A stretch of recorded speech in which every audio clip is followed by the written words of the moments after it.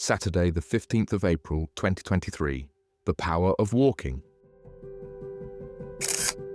Copacabana, Rio de Janeiro, 29 degrees, hot, sunny and slightly cloudy. Saturday morning, I was feeling tired and lazy, but I had to get up. I was up at 5 a.m. and out in the street by 5:30. It is still dark, and the same people I usually see most mornings are out, either walking their dogs or doing some exercise. Most of these people are not young, but much older, in their 50s and 60s. Yasmin does not like to walk. She walks if she has to, if she is forced to, and when there is no way out. I love walking. Besides being low impact and healthy, you are exercising. It is also cheap therapy. You do not need to pay for a therapist because walking is therapy. Every time I go out for a walk, I return feeling better.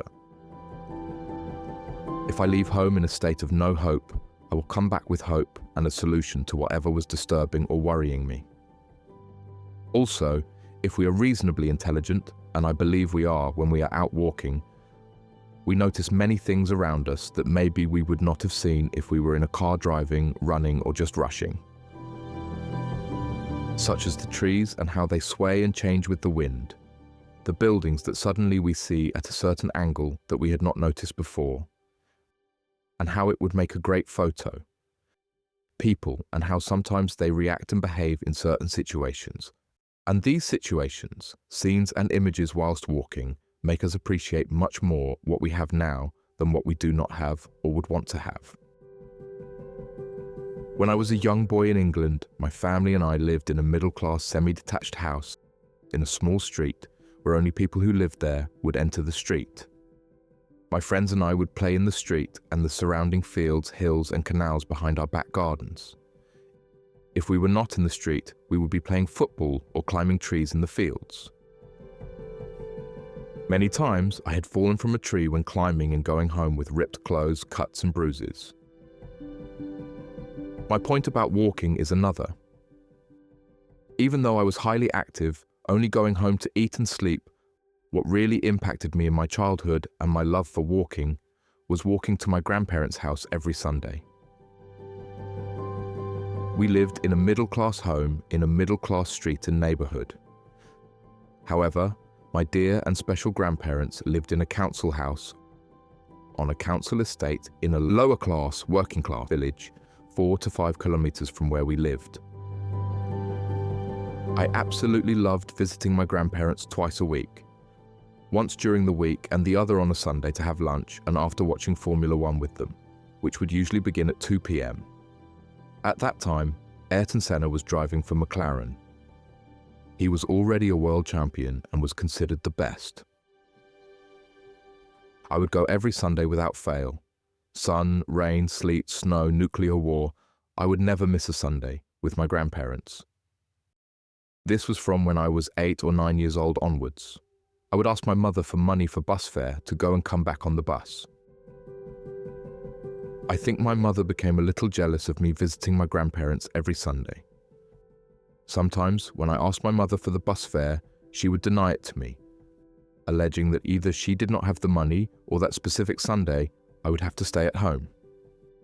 Consequently, I told my mother that I would go anyway by foot and went.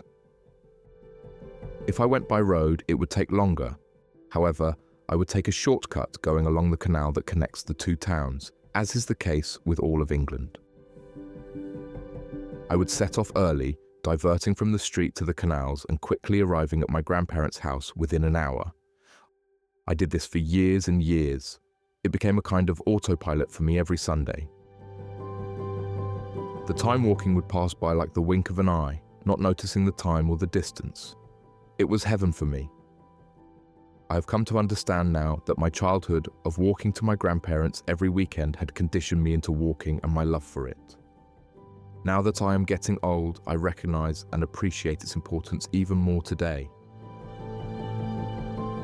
Nowadays, living in Rio, with its pleasant weather, beautiful scenery and views, walking 50 or 60 kilometers at a weekend is common. It is the cheapest therapy that I know of. Yasmin and I did not go out as it was a little rainy. She was revising for a week of exams and I was feeling a little slow and lazy. I exercised early in the morning and spent the rest of the day at home, doing nothing special. It happens sometimes, and sometimes it is good to do nothing.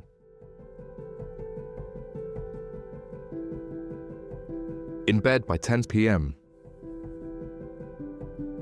Thank you. Thanks for reading my blog.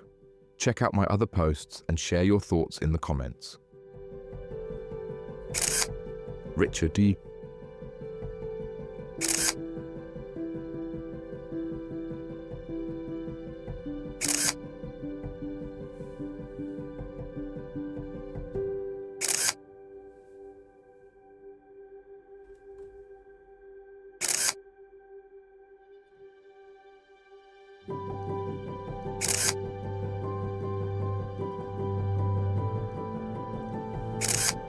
Photos by Richard George Photography.